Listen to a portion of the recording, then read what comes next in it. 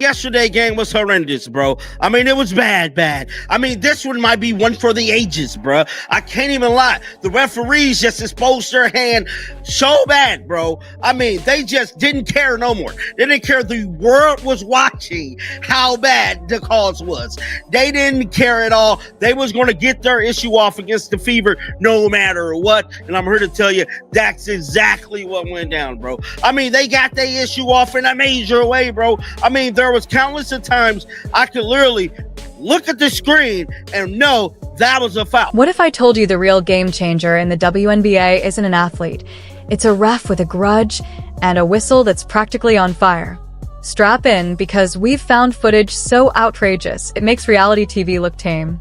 Caitlin Clark didn't just take a hit. She got flat out swindled, and the evidence? It's messier than a toddler's dinner plate. You've got to see what this official pulled off. And yes, the cameras caught everything. Let's dive in.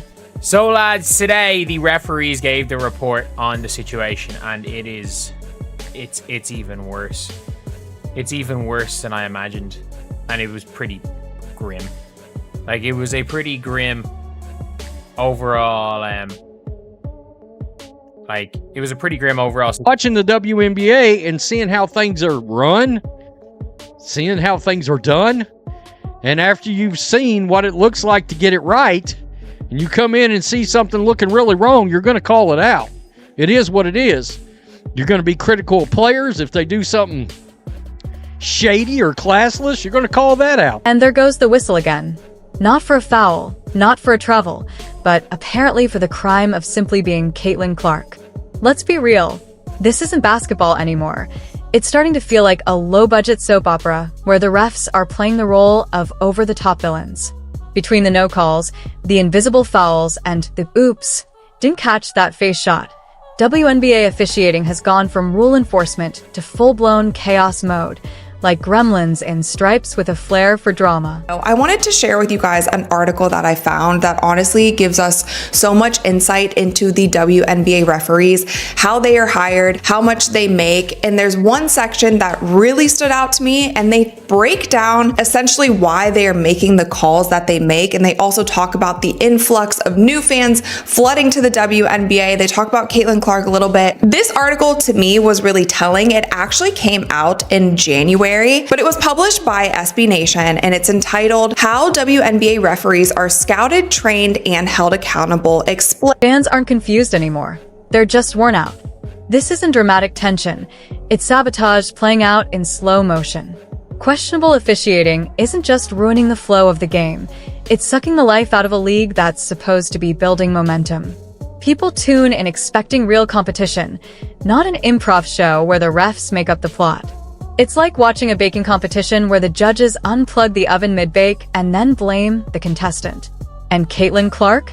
She's the one smiling through it all while her three-tier cake collapses into a puddle of frosting and frustration. I mean, you would think with what they say coming into the season, Kathy was made it her business to let them know that, referees is going to be getting assessed for this next season and make sure they're making the right proper calls. Man, at this point, we need NBA refs all the time, bro. I don't want these YMCA, junior league, high school ass referees, bro. We need real life refs, because as of right now, they're costing the Indiana Fever major games that they definitely need to win. Let's be honest. Caitlin doesn't just look tired. She looks drained. And not the played 40 minutes, dropped 30 points kind of tired. This is the deep, soul-level burnout that hits when you realize you could score 60 and still get called for a charge because you blinked too aggressively. She's out here carrying a franchise, a league, and half the women's basketball fan base on her shoulders, and meanwhile, the refs are practically tying her shoelaces together every time she touches the ball. You remember how last year started? You remember the lopsided officiating that we got last year? The All-Star break comes around, the Olympic break rolls around, and then what did we hear from Lynn Dunn? Lynn Dunn goes on the Dan Dockage show, and she calls out the officiating. She calls out the referee. She calls out the WNBA. The lopsidedness that is being shown not in favor of the Indiana Fever. The clear biases when it comes to foul calls. The clear biases when it comes to not calling foul calls. Last year, it took us halfway through. Of course she's frustrated. Who wouldn't be? Imagine being world-class at your craft, showing up night after night to perform miracles, only to realize your toughest opponent isn't even on the other team. It's the refs, those whistle-wielding zebras, who somehow ignore real fouls but flag her for the simplest moves, like she's breaking some secret anti-glow-up rule of basketball. What she's facing isn't just unfair, it's cartoonishly absurd. It's like Caitlin wandered into a parallel universe where common sense took a day off, and coach Stephanie White? She didn't just lose her cool, she practically handed it over for scientific study. Watching her was like watching someone audition for a reboot of Whose Line Is It Anyway?, except every cue was react to yet another outrageous call. She paced, shouted, and turned redder by the second. A walking, breathing gauge of injustice. It wasn't just coaching, it was a live masterclass in what real-time gaslighting looks like. The referees? They weren't even trying to be impartial. They were just making up their own rules on the spot, like it was a jazz improv session at this officiating club. At things a little bit holistically. I think Caitlin Clark is a really hard player to officiate, much like Diana Taurasi was throughout the course of her career, for a couple of reasons. Caitlin Clark regularly gets picked up in the full court. She also gets blitzed more over the course of her career than any player in WNBA history or in that period of time. And she also creates some contact herself on the offensive end of the floor. She is very difficult to officiate because of all of the contact that's happening around her all of the time. That being said, I was in contact with a number of WNBA coaches yesterday about this topic of the officiating in the WNBA, and all of them said it needs... There's no sugarcoating it. Caitlin Clark is being treated like she committed some crime against basketball, when all she's done is bring the game back into the spotlight. The WNBA wanted more visibility. Mission accomplished. But now the refs are squinting at that spotlight like vampires caught in the sun, freaking out under the pressure of real attention they didn't expect. Fans, replays, instant breakdowns, and suddenly every questionable call becomes a viral meme within seconds. Twitter lights up with slow-mo analysis of every flop, every missed call, every baffling whistle that defies all logic. Caitlin pushes for a fast break. Whistle blows. She makes a clean steal. Nope, violation. She even breathes too hard in the paint. Technical foul. Meanwhile, the other team's throwing elbows like it's a UFC promo and getting nothing but cheers. It's like the referees think the WNBA is a choose-your-own-adventure story where Caitlin's always ending up in detention no matter what choice she makes. But this isn't just about bad calls. It's psychological warfare. These rookies are playing with the poise of veterans, yet Caitlin's carrying a target on her back the size of Iowa. Off by sharing that the officiating in the WNBA became as hot button of an issue as any. Heated debates surrounding the league's physicality dominated the headlines, particularly when Indiana Fever star rookie Caitlin Clark was subject to several intentional fouls. Now, they also brought up Game 5 of the WNBA Finals. We actually made a whole video about that as well because there were some suspect calls at the end of that game, and a lot of people felt like the WNBA Finals were actually rigged. Every time Caitlin gets up, someone's right there to push her back down, sometimes literally. Meanwhile, Coach White's sideline antics are becoming the real highlight, almost overshadowing the game itself. She's basically the unofficial voice of reason, if reason came with red-faced yelling and clipboard-throwing intensity. You can almost hear her internal scream, "Are you serious?" Every couple of minutes. She protests so fiercely it's a wonder she hasn't been mic'd up and given her own post-game therapy show. And honestly, can you blame her? Watching her star get hacked like an Amazon password and not getting a single whistle would make anyone lose it. But instead of celebrating her passion, we're stuck analyzing slow-motion replays of her getting blindsided while the refs stand frozen like statues. It's surreal. Are we living in some parody world where real talent gets punished and mediocrity gets a standing ovation? Here, it took us 4 games for Stephanie White to say, I've had enough. It's taken 4 games for Stephanie White to say, you know what? I've had absolute enough. Game 1, okay. Game 2, okay. Game 3, all right. But today was the last straw when it came for Stephanie White. The New York Liberty get to the free throw line 32 times. The Indiana Fever this season have a discrepancy minus 31 when it comes to free throws. That doesn't seem right. Because honestly, that's how it feels. Fans are noticing. The stands are louder, the drinks are flowing longer, and the internet is absolutely exploding with evidence. No one's buying the just part of the game excuse anymore. If anything, it looks like the whole thing's been rigged by caffeine-fueled interns who think consistency is optional, and if that sounds harsh, it should. This isn't just about Caitlin Clark. It's about what happens when true star power meets a system that's clearly not ready for it. The referees are hanging on to their authority like it's the last slice of pizza, blowing calls with the confidence of people who've never seen their decisions dissected in HD by millions of viewers. Caitlin's offense is too sharp. So their answer? Make the game harder for her. If something doesn't change soon, this final act won't end with cheers. It'll end with fans walking out, wondering why they ever believed in the story in the first place. And just when you thought the refereeing couldn't get any crazier, bam. They turned the circus style all the way up to 11. These refs weren't just bad, they were Olympic-level bad. Like, did you borrow your rulebook from a coloring book bad? And this is what the referee said happened. Why was JC Sheldon's foul upgraded to flagrant one? In the judgment of the officials, the foul by Sheldon was unnecessary. The contact to Clark's face. Furthermore, there was a wind-up and impact, and the contact to face carries potential for injury. How did you come to the conclusion that that is a flagrant one? How did you come up to the conclusion that it was unnecessary? There was a wind-up, and it was to the face. The three of them that is a flagrant 2. By definition, you've described a flagrant 2. At one point, it honestly felt like the officials were pulling fouls out of a hat labeled random nonsense, all while completely ignoring everything happening to Caitlin Clark and her teammates. Blatant contact? No call. Just pure hustle? Forget it. And a full-on WWE suplex in the paint? Apparently, that's just stellar defense now. This isn't a conspiracy yet, but if a few more games keep going like this, we might need to start checking those earpieces. How else do you explain this pattern of willful blindness from people who are literally paid to watch the game unfold? It's like the refs took a blood oath to never see Caitlin Clark get fouled, no matter how many times she's slammed flat as a pancake on national TV. There are crash test dummies out here getting more sympathy. At this point, you start to wonder if there's some secret meeting behind closed doors at WNBA headquarters. You know, one of those dimly lit smoke-filled rooms where execs and coaches huddle over PowerPoints titled, "How to Slow Down Caitlin Clark Without Making It Obvious." And the referees? Just loyal foot soldiers on a sabotage mission disguised as officiating. It's starting to feel like the league wants this team to struggle, like they're allergic to momentum. Every time Caitlin finds her rhythm, here come the refs with their oops, that looked like a good play.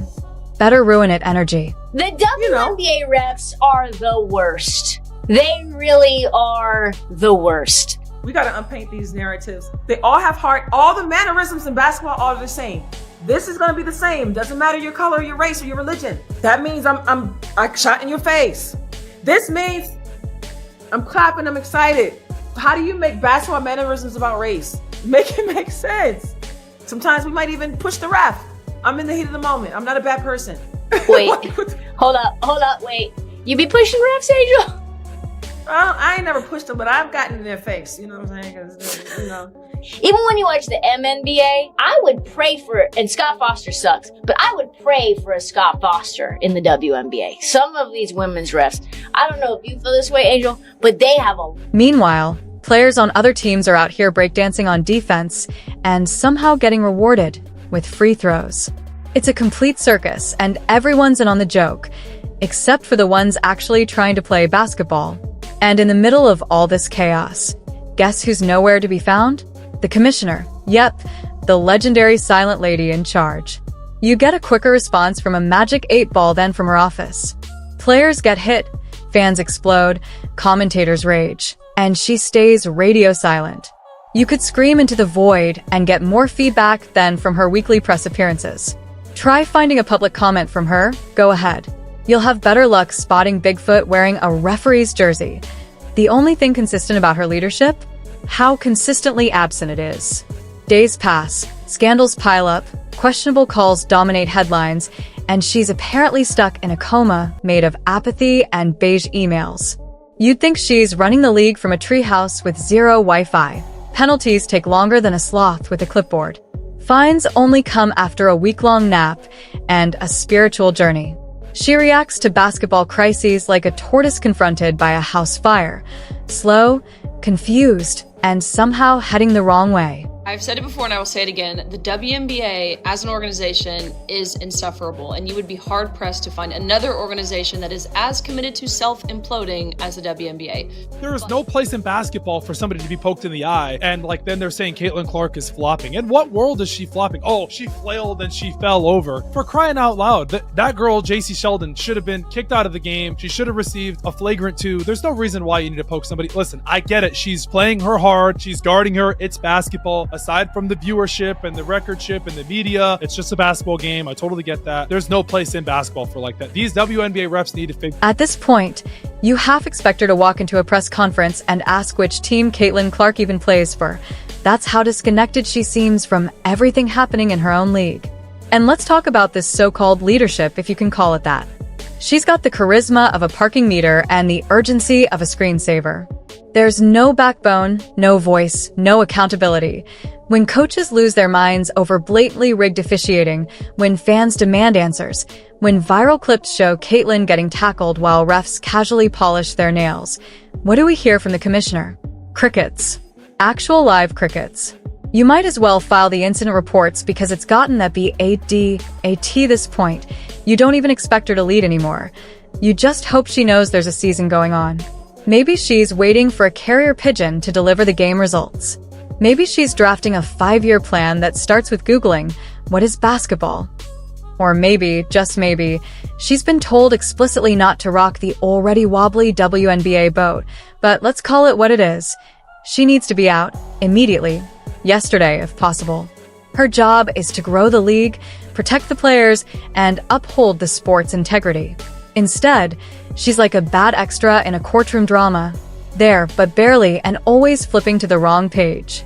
How do you have Caitlin Clark, the biggest star to hit women's basketball since sliced highlights, and your response is silence? Lost control of the game. I said you lost control of the game, and here's what happened is those are refs around allowed that type of play to happen. That just opens up the rest of the game to say, do you see what I got away with? I'm going to be able to get away with other things too. And that's exactly what I said. That's a dangerous game. That is a unsafe game for players to be a part of because it allows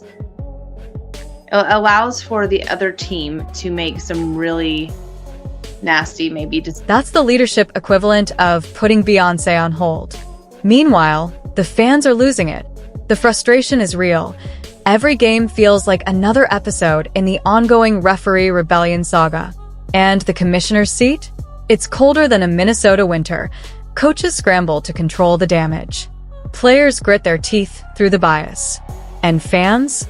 They're yelling at their TV screens while the person who should be addressing the issue is probably off drafting a memo on how to stay invisible during press events.